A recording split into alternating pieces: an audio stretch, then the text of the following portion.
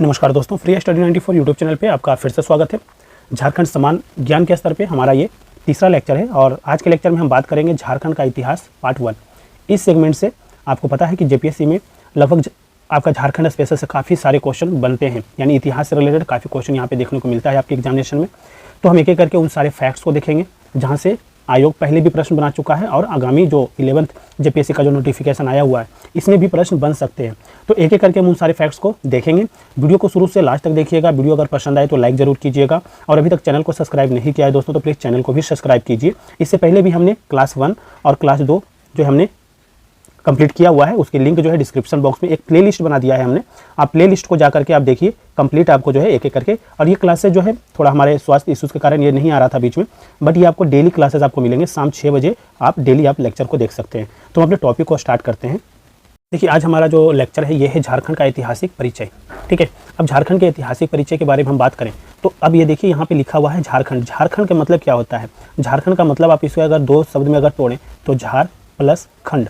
ठीक है, अब खंड मतलब क्या होता है? भूभाग। ठीक है, भूभाग है। और झार मतलब आपको पता होना चाहिए कि यहाँ पे झाड़ियों से बात किया जाता है कि जहाँ पे जिसे बिहार यूपी में कहा जाता है झाड़ जंगल। ठीक है, तो झाड़ियों या एवं वन इसके माध्यम से कहा जाता है कि यह जो है ना कि ये जो प्रदेश है झारखंड जो है यहाँ पे आपको वन का जो है ना बहुलता देखने को मिलता है, इसीलिए इस प्रदेश का जो नाम रखा गया ये झारखंड रखा गया। ठीक है, अगर हम झारखंड की जो शाब्दिक अर्थ अगर हम बात करें कि इसका जो है ना कि एक शाब्दिक अर्थ क्या करें तो वन प्रदेश या झाड़ जंगल प्रदेश थोड़ा ना बोलेंगे, वन प्रदेश हम बोल सकते हैं। ठीक है, और इसको अगर हम बात करें कि विभिन्न कालखंड में इसका नामकरण किया गया वो किस तरीके से किया गया है, ये काफ़ी इंपॉर्टेंट फैक्ट है। तो इसको आप देखिए, ध्यान से देखना है, इसको एक एक करके हम देखेंगे। देखिए, यहाँ पे प्रश्न ऑलरेडी कहीं ना कहीं पूछा गया। स्टार मार्किंग हमने पहले भी पिछले लेक्चर में भी बताया था कि जितने भी स्टार मार्किंग है यहाँ पे मेंशन किया हुआ ये कहीं ना कहीं आपके विगत एग्जामिनेशन में जो झारखंड के स्तर पर हो चुका है वहाँ पे प्रश्न पूछे हैं, तो आगामी एग्जामिनेशन में भी आपके लिए क्वेश्चन यहाँ से बन सकता है। तो आपको इसे बहुत ध्यान से बारीकी से समझना है। हम बात करें कि ऐतरेय ब्राह्मण में क्या कहा जाता था झारखंड को, तो पुंड्र कहा जाता था या पुंड कहा जाता था। ठीक है, और देखिए यहाँ पे स्टार मार्किंग किया हुआ है तो ये प्रश्न पूछा जा चुका है। अथर्ववेद में अगर हम बात करें तो क्या कहा जाता था यहाँ पे, तो भ्रातृ प्रदेश कहा जाता था। समुद्रगुप्त का प्रयाग प्रशस्ति में कहा गया था मुरुंड। ठीक है, मुरुंड कहा गया। भागवत पुराण में इसे जो है टिकट प्रदेश कहा गया। ठीक है, महाभारत या दिग्विजय पर्व में कहा गया पुंडरीक। देखिए ये भी प्रश्न पूछा गया है। या पशु भूमि भी आपसे पूछा जा सकता है, कर्क खंड इसे कहा गया या फिर अर्क खंड कहा गया। ठीक है, ये भी आपको ध्यान रखना है। 13वीं सदी के ताम्रपत्र, देखिए 13वीं सदी के ताम्रपत्र या तारीख ए फिरोज शाही या तारीख ए बंगला या फिर सियार उल मुतखरीन, इसमें कहा गया इसे झारखंड। ठीक है, तो ये चार चीज़ें आपको याद रखना है यहाँ पे। ठीक है, झारखंड कहा गया। इसके अलावा यहाँ पे बात करें आईने अकबरी का तो कोकरा कहा गया या खंकराह कहा गया। ठीक है, टॉलमी द्वारा किसी क्या कहा गया इसको, तो मुंडल कहा गया। और हिंसवांग द्वारा आपको क्या कहा गया यहाँ पे, तो किलो नासु कालाना या कर्ण सुवर्ण। ठीक है, देखिए ये सारे जो नाम है ना, आप जब इस तरीके से देखेंगे तो ये आपका जो है चाइनीज नाम के तौर पर इन्होंने हिंसवांग जो है इस तरीके से नामकरण किया। तो जो कि जहांगीरी की बात करें तो खोखरा कहा गया, ये भी ध्यान रखना है। और आगे हम बात करें यहाँ पे तो ऋग्वेद में क्या कहा गया, तो किकट प्रदेश, तो ये भी आपको ध्यान रखना है, किकट प्रदेश। वायु पुराण में कहा गया इसको मुरंड। ठीक है, विष्णु पुराण में कहा गया मुंड। पूर्व मध्यकालीन संस्कृत साहित्य में इसके कलिंद देश कहा गया।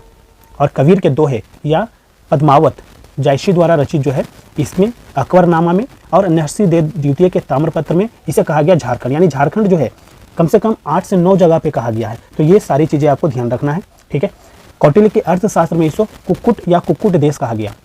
फाहियान द्वारा इसे कुक्कुट लाड कहा गया। ये भी देखिए आयोग झारखंड में विगत वर्षों में जो एग्जामिनेशन है वो यहाँ पे पूछा गया है। अब मुगल काल में इसे खुखरा या कुकरा कहा गया या फिर पोकराह कहा गया। और ईस्ट इंडिया कंपनी के शासनकाल में इसे छोटा नागपुर कहा गया, जो कि एक प्रचलित नाम था, छोटा नागपुर प्रदेश। ठीक है, तो ये आपको ध्यान रखना है। ये आपके जो है ना कि विभिन्न कालखंड में नामकरण किया गया था और इससे आयोग का इस पर ध्यान रहता है, तो आपसे प्रश्न पूछे जाने की पूरी संभावनाएं हैं। आगे बढ़ते हैं यहाँ पे, तो कहा जाता है कि झारखंड प्रदेश का सर्वप्रथम साहित्यिक उल्लेख जो है कहाँ मिलता है, तो ऐतरेय ब्राह्मण में मिलता है। तो ये आपको ध्यान रखना है। झारखंड शब्द का प्रथम पुरातात्विक प्रमाण जो है 13वीं सदी के ताम्रपत्र में मिलता है। तो ये भी आपको ध्यान रखना है। ठीक है, आगे बात करें तो कहा जाता है कि प्राचीन काल में गुप्त शासकों एवं गौड़ शासक शशांक ने झारखंड के क्षेत्र में सर्वाधिक समय तक शासन किया। किसने किया सर्वाधिक, तो आपको ध्यान रखना है शशांक ने। ठीक है, अगर बात किया जाए तो ये गुप्त शासक और गौड़ शासक के रूप में थे। मध्यकाल में झारखंड में क्षेत्रीय राजवंशों का शासन स्थापित हुआ। हिंसवांग ने राजमहल क्षेत्र के लिए की चिंग काइलो CUकी नामक पुस्तक में चर्चा किया इसका। और इसके पहाड़ी क्षेत्र के लिए दामिन एक कोह शब्द का प्रयोग किया है। इसका अर्थ होता है दामिनीकोह शब्द का पहाड़ी क्षेत्र। ठीक है, तो ये देखिए चीज़ें जो है ना, प्रश्न आपसे यहीं से डायरेक्ट, क्योंकि आपको पता है कि झारखंड पीसीएस में या फिर झारखंड के स्तर पे किसी भी एग्जामिनेशन होते हैं वहाँ पे आपको ऑब्जेक्टिव क्वेश्चन बनते हैं। ठीक है, तो ऑब्जेक्टिव क्वेश्चन यहीं से इसी तरीके का बनेगा। तो ये ध्यान रखना है कि कैसे प्रश्न पूछ रहा है, क्योंकि अगर आप PYQ अगर आप उठा करके देखें तो आपको इसका आइडिया लग जाएगा कि किस तरीके से आयोग आपसे प्रश्न पूछ रहा है।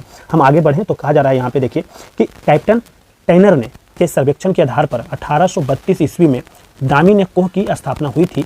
इसके सीमांकन का कार्य 1824 ईस्वी में प्रारंभ हुआ था। ठीक है, तो कैप्टन टैनर, ये आपको याद रखना है, के सर्वेक्षण के आधार पर 1832, देखिए 1832 में दामिनीकोह की स्थापना हुआ था, तो स्थापना तो पूछ लिया गया। ठीक है, और इसका कार्य प्रारंभ कब हुआ था, तो 1824 में। तो ये भी कहीं ना कहीं आपको ध्यान रखना है। प्राचीन काल में संथाल परगना क्षेत्र को नरीखंड तथा बाद में जो है कांकजोल या जंगली तरी नाम से संबोधित किया गया। ठीक है, संथाल परगना क्षेत्र को। ठीक है, तो ये अभी आप देखिए यहाँ पर भी स्टार मार्किंग किया हुआ है, तो ये भी प्रश्न पूछा जा चुका है। और कंकजाल बाद में इसको कंकजोल या जंगली तरी नाम से भी संबोधित किया गया। तो आप ध्यान रखना है कि नाम जो है ना, नामाकरण से ही प्रश्न बनेंगे ज़्यादा से ज़्यादा। मध्यकाल में रांची को कोकरह, देखिए कोकरह नाम से संबोधित किया जाता था, जिसे बाद में क्रमशः चुटिया नागपुर, देखिए चुटिया नागपुर JH हेबिट द्वारा इसका नामकरण किया गया, और या फिर चुटा नागपुर या छोटा नागपुर कहा जाने लगा। कब? मध्यकाल में रांची को कहा जाता था। ठीक है, मध्यकाल में कोकराह के नाम से जाना गया, उसके बाद में क्रमशः जो है ना अलग अलग नामों से जो है रांची को जाना गया। अब वर्तमान में आपको पता है कि रांची ही कहा जाता है। ठीक है, 1834 ईस्वी में दक्षिण पश्चिमी फ्रंटियर एजेंसी की स्थापना के बाद इस एजेंसी का मुख्यालय जो है, देखिए कहाँ, विल्किंसनगंज जो है या फिर किशुनपुर के नाम से जाना जाता था, जिसे बाद में रांची के नाम से जाने लगा। ठीक है, तो देखिए आपको जो है ना रांची से पहले इसका नाम क्या हुआ करता था, ये भी आपको ध्यान रखना है। तो विल्किंसनगंज, एक विल्किंसन ब्लेड आप देखते होंगे। ठीक है, जिसे आप कहा जाता है ना कि तलवार की धार, विल्किंसन ब्लेड, तो ये आपको ध्यान रखना है। इसी के नामकरण पर जो है ना उसका नाम किया गया, और बाद में उसको जो है इसको किशुनपुर भी कहा गया, और बाद में आ गया इसका रांची। तो रांची का नामकरण कैसे किया गया, कब किया गया, इसका नाम पहले क्या हुआ करता था, तो ऐसे नामकरण से प्रश्न बनता है। तो शायद जो है अगर ये आपका 11th जो JPSC है इसमें प्रश्न बन सकते हैं। वर्तमान धनबाद को पूर्व में मानभूम, देखिए मानभूम, धनबाद जो अभी जो है वर्तमान में, इसका जो है पूर्व में जो है मानभूम के नाम से जाना जाता था। और टोलमी के खरसावा के लिए करतानिया शब्द का प्रयोग किया गया है। टोलमी में खरसावा के लिए क्या नाम प्रयोग किया गया है, तो करतानिया। मेगास्थनीज ने किचुंग क्षेत्र की जनजाति को मोदो ग्रेबोगोई के नाम से संबोधित किया है। ठीक है, मेगास्थनीज ने किचुंग क्षेत्र की जनजाति को के लिए जो है मोदो ग्रेबोगोई के नाम से संबोधित किया है। तो ये आपको देखिए काफ़ी सारे फैक्ट हैं। आपको इतिहास जब पढ़ रहे हैं ना, तो इतिहास में आपको केवल और केवल आपको ऐतिहासिक परिचय के बारे में बताया जा रहा है इस चैप्टर में। तो हम उन सारी चीज़ों को देखेंगे जहाँ से आपके प्रश्न जो है ना यहाँ पर मेंशन किया हुआ है फैक्ट। अब कहा जा रहा है कि झारखंड में आदिवासियों का जो है प्रवेश जो है कब हुआ और किस तरीके से उनका नामकरण किया हुआ। ठीक है, देखिए पहले जो है असुर आए, और झारखंड के प्राचीनतम जनजाति में से एक है, जिनका जो क्षेत्र है वो है रांची, लोहरदगा और गुमला में ये असुर जनजाति जो है निवास करते हैं। तो ये भी आपको ध्यान रखना है। बिरजिया, बुरहोर तथा खड़िया ये जो है संभवतः जो है ना कैमूर की पहाड़ी से होकर छोटा नागपुर के प्रदेश में ये जो है निवास करते हैं। ठीक है, तो ये भी आपको ध्यान रखना है। कोरवा के लिए कोई जो है ना कि अभी डेटा भी अवेलेबल नहीं है इनके पास। मुंडा या उरांव हो, ठीक है, मुंडा उरांव हो, ये मुंडाओं ने नागवंश की स्थापना में योगदान दिया था, मुंडाओं ने। ठीक है, उरांव झारखंड में राजमहल तथा पलामू नामक 2 शाखाओं में बसे थे। ठीक है, तो ये भी आपको ध्यान रखना है। चेरो, खरवार, संथाल, इनकी बात करें तो कहा जाता है कि 1000 ईसा पूर्व तक चेरो, खरवारों एवं संथालों को छोड़कर झारखंड में पाई जाने वाली सभी जनजातियां छोटा नागपुर क्षेत्र में बस चुकी थी। पूर्व मध्यकाल में संथाल हजारीबाग में बसे, और ब्रिटिश काल में संथालों का विस्तार जो है संथाल परगना क्षेत्र में हुआ। तो ये भी आपको ध्यान रखना है कि यहाँ पे जो जनजातीय समूह जो हैं उनका जो है कि प्रवेश झारखंड में कब हुआ। ठीक है, और कौन कौन से क्षेत्र में फैले हुए थे, इन सारी चीज़ों को ध्यान में रखना है। यहीं पे अगर हम बात करें, देखिए कि जो है ना आपको यहाँ पे एक चार्ट के माध्यम से समझाया गया है। ठीक है, तो सबसे जो है प्राचीनतम जो है, देखिए प्राचीनतम जो है असुर, विरजिया, वीरहोर, खड़िया हैं। प्राचीन में जो है कोरबा आ गए, मध्यकाल में जो है मुंडा, उरांव, हो आ गए, और नवीनतम में बात करें तो चेरो, खरवार, संथाल। ठीक है, तो यह अगर क्रम पूछा जाए ना, अगर पूछ लिया जाए क्रम, ठीक है, तो कौन कौन से हैं यहाँ पे नाम दे दिया जाएगा जनजातीय समूह का, और उसके माध्यम से आपको अगर सजाने के लिए बोला जाए, ठीक है, प्राचीन से लेकर के नवीनतम तक, तो आपको इस तरीके से आपको ध्यान रखना है ताकि आप उसे क्रम वाइज उसे आप लगा पाएँ। कहा जाता है कि वैदिक साहित्य में झारखंड के जनजातियों के लिए असुर शब्द का प्रयोग किया गया है। वैदिक साहित्य में, ठीक है, वेदों में असुरों की वीरता और कर्तव्य का उल्लेख किया गया है। ऋग्वेद में असुरों को लिंग पूजक या शिष्णु का देव कहा गया है। ऋग्वेद में असुरों को लिंग पूजक या शिष्णु का देव कहा गया है। और इतिहासकार बुकानन ने बनारस से लेकर बीरभूम, देखिए बनारस से लेकर बीरभूम अभी जो है पश्चिम बंगाल को कहा जाता है, तक के पठारी क्षेत्र को झारखंड के रूप में वर्णित किया है। महाभारत काल में जो है झारखंड बृहद्रथ वंशी सम्राट जरासंध के अधिकार क्षेत्र में था। ठीक है, महाभारत काल में अगर हम बात करें झारखंड जो था वो बृहद्रथ वंशी जरासंध जो है, ठीक है। अब जरासंध का मकबरा कहाँ है बताइए जरा, मकबरा कहाँ है? ठीक है, तो ये आपको राजगीर में मिलेगा। ठीक है, राजगीर बिहार में। तो ये भी आपको ध्यान रखना है। कई बार जो है ना अगर इस तरीके से फैक्ट आ रहा है तो आपको ध्यान रखना है वर्तमान के लिए। ठीक है, कहा जाता है जनजातियों की अधिकता के कारण झारखंड को जो है कर्क खंड भी कहा जाता है। जनजातियों की यहाँ पे अधिकता होती है, प्रधानता है यहाँ पे, तो इस कारण जो है झारखंड को कर्क खंड भी कहा जाता है। झारखंड के छोटा नागपुर क्षेत्र को कर्ण सुवर्ण के नाम से भी संबोधित किया गया है। ठीक है, छोटा नागपुर क्षेत्र को ध्यान रखना है, कर्ण सुवर्ण के नाम से भी संबोधित किया गया है। अगला जो टॉपिक है हमारा दोस्तों ये है प्रागैतिहासिक काल में झारखंड। ठीक है, तो ये आपको झारखंड के इतिहास के बारे में हम देख रहे हैं, तो एक एक करके अब ऐसा संभव नहीं है कि हम आपको छोटे छोटे लेक्चर के माध्यम से चीज़ों को कर पाएँ। जैसा कि टेंटेटिव जो डेट है वो मार्च का है, 17 मार्च है। ठीक है, 17 मार्च 2024 एग्जामिनेशन का। हम कोशिश करेंगे कि उस एग्जामिनेशन से इस डेट के पहले आपकी जो है ना कि पूरा का पूरा झारखंड स्पेशल कंप्लीट हो जाए। तो लेक्चर थोड़ा सा लेंदी रहेगा, लगभग 40 मिनट 45 मिनट 1-1 घंटे तक का भी आपका लेक्चर आपको मिल सकता है।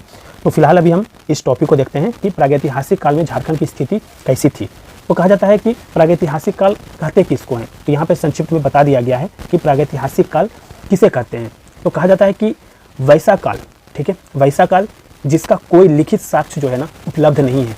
ठीक है, और यह जो है पूर्णतः जो है पुरातात्विक साक्ष्यों पर, जैसे कुछ आलेख मिले हों, कुछ वहाँ पर जो है कि पत्थरों के द्वारा जो है नुकेरी गई जो है कि कुछ साक्ष्य मिले हैं, जैसे आर्कोलॉजिकल सर्वे ऑफ इंडिया के द्वारा बताया गया है, उसी के आधार पर जो है इसका हम कहते हैं कि ये प्रागैतिहासिक काल का ये साक्ष्य है। ठीक है, अगर हम बात करें प्रागैतिहासिक काल के बारे में, इसके बारे में कहा जाए तो यह है पूरा पाषाण काल के बारे में इसमें आपको अध्ययन की मिलेगा। मध्य पाषाण काल के बारे में इसमें आप अध्ययन कर सकते हैं, नव पाषाण काल के बारे में अध्ययन कर सकते हैं।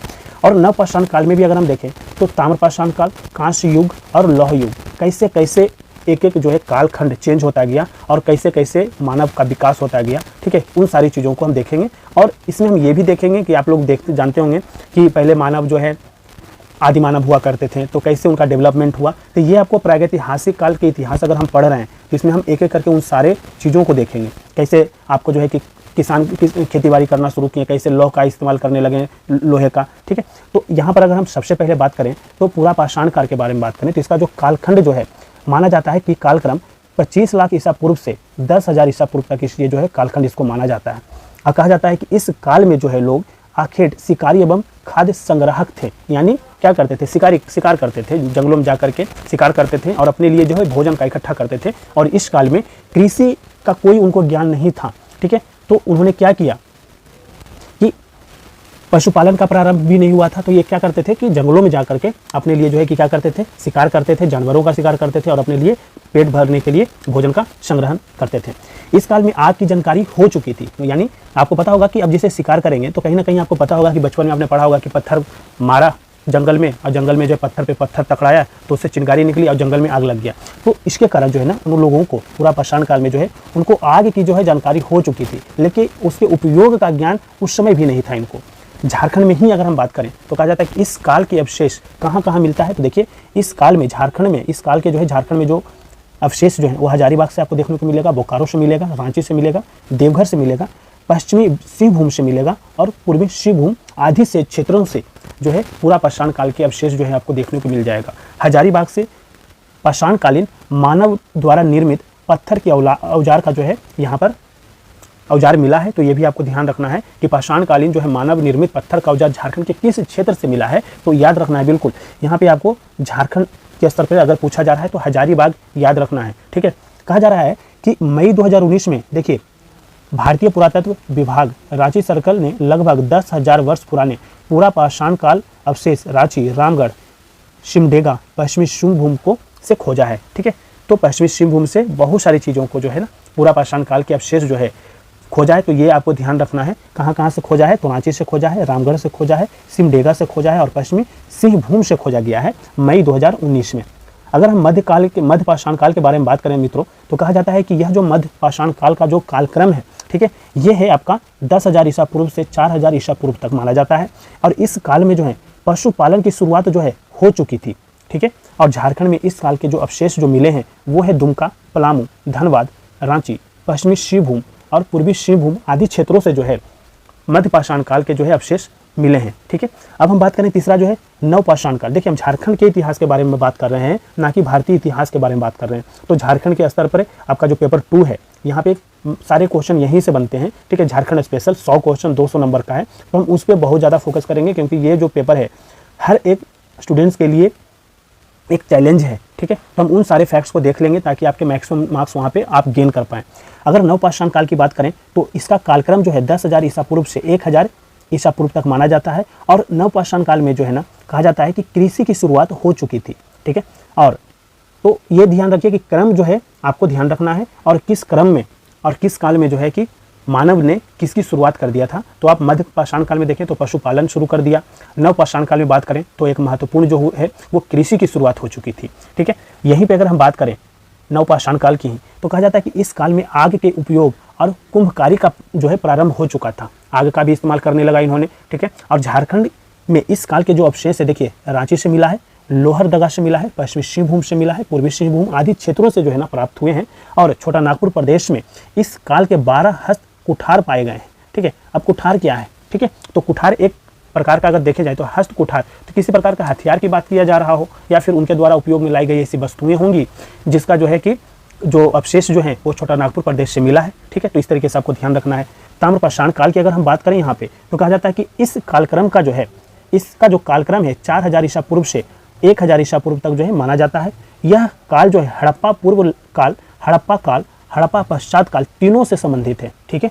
कहा जाता है कि पत्थर के साथ साथ तांबे का प्रयोग इस काल में ताम्रपाषाण, ताम्र मतलब होता ही है तांबा, ठीक है। तो इस काल में जो है ताम्रपाषाण काल में जो है तांबे का जो है प्रयोग प्रारंभ हो गया था, ठीक है। इसीलिए इसे ताम्रपाषाण काल कहा जाता है। मानव द्वारा प्रयोग की गई प्रथम जो धातु थी वो तांबा थी, तो ये भी आपको ध्यान रखना है। कहा जाता है झारखंड में इस काल का केंद्र बिंदु जो है वो सिंहभूम था, ठीक है।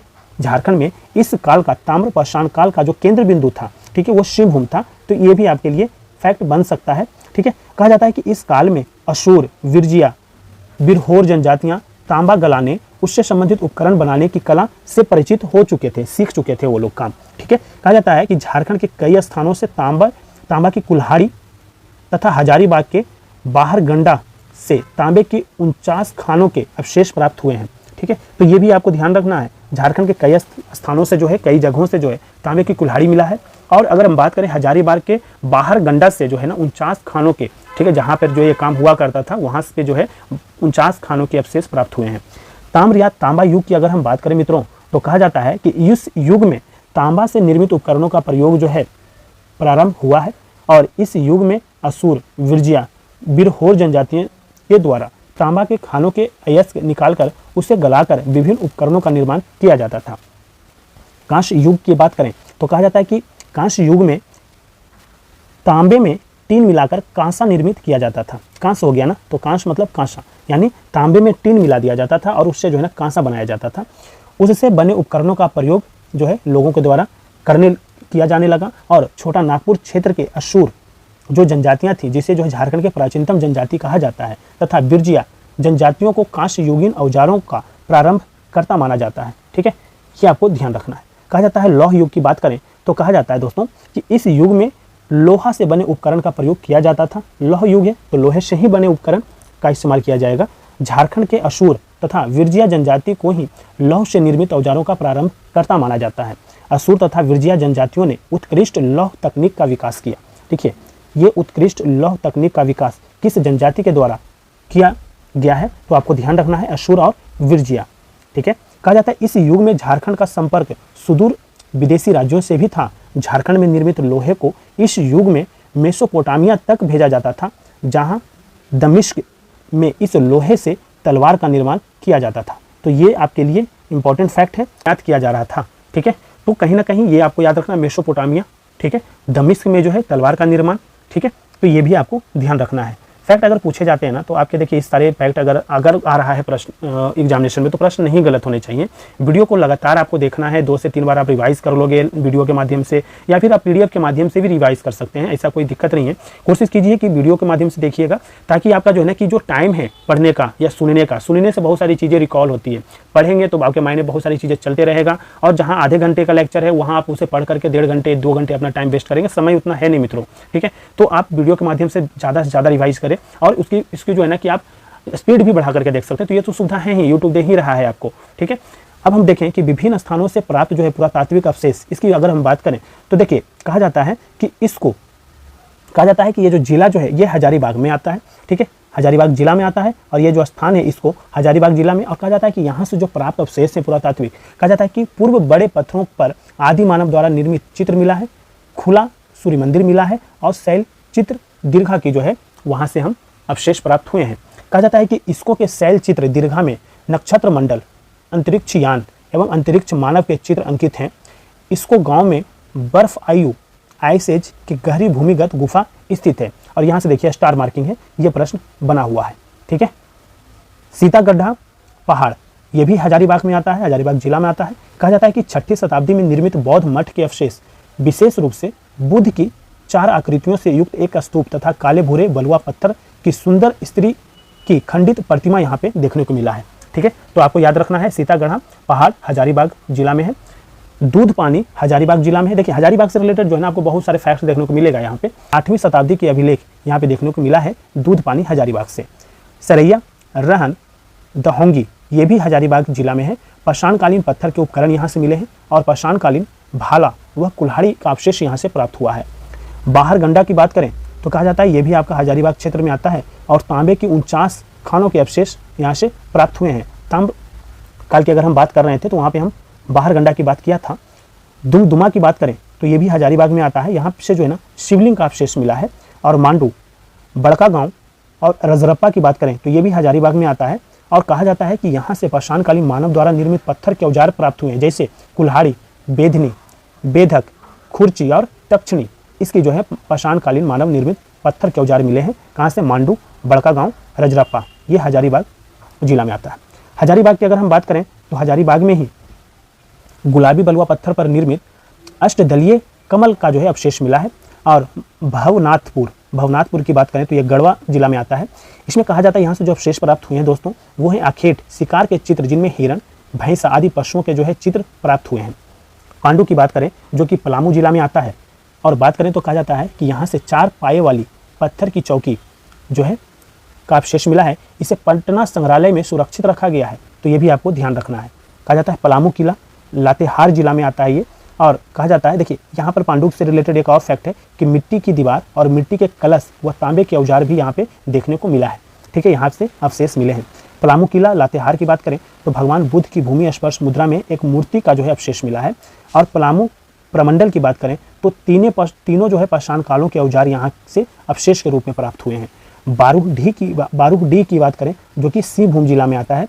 कहा जाता है कि पाषाणकालीन मृद भांड जो मिट्टी के जो बर्तन हुआ करता था उसके जो है ना टुकड़े, पत्थर की हथौड़ी और पकी मिट्टी के मटके यहाँ से प्राप्त हुए हैं बारूहडीह से। अगर जिला की बात करें तो सिंहभूम से।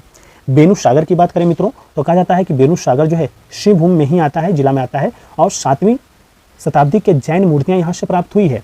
चक्रधरपुर की बात करें तो ये भी पश्चिम सिंहभूम की बात किया जा रहा है। और कहा जाता है कि नव पाषाणकालीन चाकुनुमा धारदार पत्थर का जो है यहाँ से अवशेष प्राप्त हुए हैं, ठीक है। आगे बढ़ते हैं। अब यहाँ पे देखिए कहा जा रहा है कि बुरहादी या बुरजू या चाईबासा, अगर ये जो क्षेत्र की बात करें तो यह आता है पूर्वी सिंहभूम में।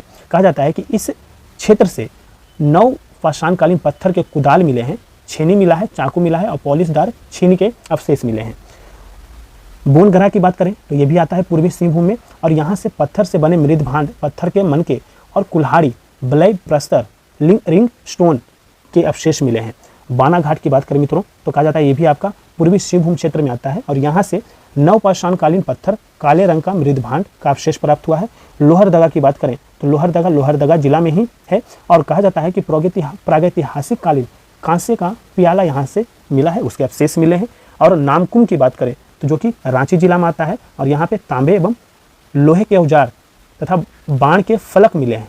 ठीक है, तो ये सारे अवशेष जो है ना एग्जामिनेशन के लिए इंपॉर्टेंट बन सकता है। मूर्त की बात करें तो ये भी आपका खूंटी जिला से मिला है। और तांबे की सिकड़ी जिसको हम चैन कहते हैं बेसिकली, ठीक है, बिहार में झारखंड में इसको सिकड़ी कहते हैं। ठीक है, इस तरीके से बना रहता है, आप देखे होंगे इस तरीके से। ठीक है, सिकड़ी जैसे आप चैन बांधते हैं ना अपने बाइक में कहीं पे खंभे में बांध करके, तो उसी तरीके से सिकड़ी होता है। इसे कांसे की अंगूठी, यहाँ पर भी ये चीज़ें मूर्त से ये जो है अवशेष मिला है। दरगामा की बात करें, दरगामा की, तो ये भी खूंटी जिला में आता है। यहाँ पे ताम्रपाषाण काल के गांव के अवशेष मिले हैं। झरिया बोकारो का नाम सुने होंगे, तो झरिया की बात किया जा रहा है, ये धनबाद क्षेत्र में आता है। यहाँ पे पूरा पाषाणकालीन पत्थर के कुल्हाड़ी और भाला का अवशेष यहाँ से मिला है। लूपगढ़ी की बात करें तो ये जो है कब्रगाह के अवशेष यहाँ से मिला है, और कब्रगाह के अंदर से तांबे के आभूषण व पत्थर के मनके के अवशेष प्राप्त हुए हैं। छोटा नागपुर पठारी क्षेत्र की बात करें तो आदि मानव के निवास के साक्ष्य यहाँ से मिला है, तो ये भी आपको ध्यान रखना है। आगे हम बात करें तो कहा जाता है कि अन्य नवीनतम अवशेष जो हैं वो कौन कौन है। देखिए बात करें तो जो स्थान है, देखिए स्थान की हम बात कर रहे हैं और यहाँ पे अवशेष की बात कर रहे हैं, ये नवीनतम अवशेष है। कहा जाता है कि नवडीहा पलामू की बात करें तो जो यहाँ से जो है जिले के पांकी प्रखंड में स्थित नवडीहा गांव से मिट्टी के सुराही में 102 चांदी के सिक्के मिले हैं। ठीक है, मिट्टी के सुराही में 102 चांदी के सिक्के मिले हैं, जिसे पुरातत्वविदों ने अध्ययन करके बताया कि यह जो है औरंगजेब काल के सिक्के हैं।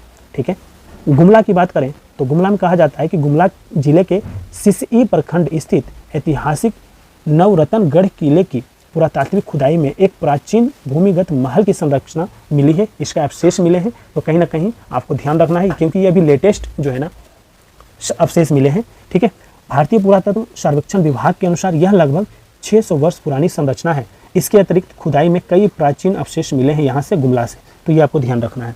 आगे हम बात करें, देखिए नवरत्नगढ़ को 2019 में राष्ट्रीय पुरातात्विक धरोहर घोषित किया गया है, तो ये भी आपको याद रखना है। यहीं पे अगर हम बात करें दोस्तों तो देखिए मैप के माध्यम से कुछ चीज़ों को बताया गया है कि किस क्षेत्र में क्या क्या चीज़ें मिली हैं, तो ये आपके लिए रिकॉल करना काफ़ी आसान हो जाएगा। ठीक है, तो हम इन चीज़ों को भी देख लेते हैं। देखिए एक एक करके हम उन सारी चीज़ों को देखते हैं। कहा देखिए यहाँ से स्टार्ट करते हैं, गढ़वा से बात करते हैं। गढ़वा की बात करें तो देखिए यहाँ पे आखेट के चित्र मिले हैं और गढ़वा वालों का जो है शिलालेख मिला यहाँ से गढ़वा से। ठीक है, पलामू जिला की बात करें तो 4 पाए वाली जो है पत्थर की चौकी यहाँ से मिली है अवशेष के रूप में, और मिट्टी के सुराही में 102 चांदी के सिक्के प्राप्त हुए हैं। चतरा जिला की बात करें, आगे बढ़े चतरा जिला, तो हिंदू, जैन व बौद्ध संबंधी मूर्तियां यहाँ पे मिली है, और इटखोरी अभिलेख यहाँ से जो है मिला है, और मुगल कालीन कुंडा का किला यहाँ पे जो है अवशेष के रूप में मिला है, तो ये भी आपको ध्यान रखना है। हजारीबाग में जाएं तो हजारीबाग से रिलेटेड बहुत सारे आपको फैक्ट्स हमने बताए इस लेक्चर में। अब यहाँ पे जो है ना खुला सूर्य मंदिर मिला है, शैलचित्र दीर्घा मिला है, बौद्ध मठों के अवशेष भी यहाँ पे मिले हैं, 8वीं शताब्दी के अभिलेख भी प्राप्त हुआ यहाँ से, तांबे के 49 खानों के अवशेष मिले हैं। इसके अलावा पाषाणकालीन भाला व कुल्हाड़ी का यहाँ से अवशेष मिला है। शिवलिंग आदि मानव द्वारा निर्मित चित्र मिला है। गुलाबी बलुआ पत्थर पर निर्मित अष्टदलीय कमल का जो है अवशेष मिला है। गिरिडीह, देखिए कोडरमा यहाँ पे गायब हो गया, यहाँ पे कोडरमा से कुछ नहीं मिला है, हमने देखा भी था। गिरिडीह की बात करें तो पारसनाथ पहाड़ी से जैन तीर्थंकरों की जो है मूर्तियाँ प्राप्त हुई है। आगे बढ़ते हैं, यहाँ पे देखिए धनबाद की बात करें तो धनबाद में कुल्हाड़ी व भाला का अवशेष मिला है।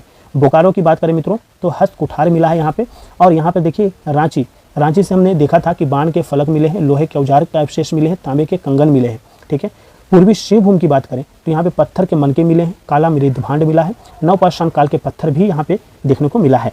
आगे बात करें पश्चिमी शिवभूमि का तो यहाँ पे जैन तीर्थंकरों की मूर्तियों का अवशेष मिले हैं, हिंदू देवी देवताओं की मूर्तियाँ मिली हैं, रोमन इंडो सिथियन तथा कुषाणकालीन सिक्के की भी जो है अवशेष प्राप्त हुए हैं। नवपाषाण काल के पत्थर भी यहाँ से मिला है पश्चिमी शिवभूमि से।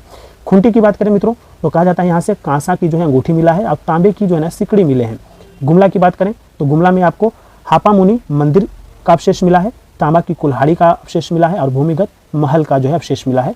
लोहरदगा की बात करें तो कांसा का प्याला यहाँ पे मिला है। ठीक है, लातेहार की बात करें तो भगवान बुद्ध की भूमि स्पर्श मुद्रा में एक मूर्ति का जो है ना अवशेष मिला है। तो इस तरीके से आपको वो सारी चीज़ें आपको ध्यान रखना है, मैप के माध्यम से समझ सकते हैं, और इसके बारे में डिटेल में हमने आपको सारी चीज़ों को कंप्लीट किया ही है। तो अगर वीडियो पसंद आया हो तो लाइक जरूर कीजिए, और अभी तक चैनल को सब्सक्राइब नहीं किया है मित्रों तो प्लीज़ चैनल को भी सब्सक्राइब कीजिए। Thank you so much.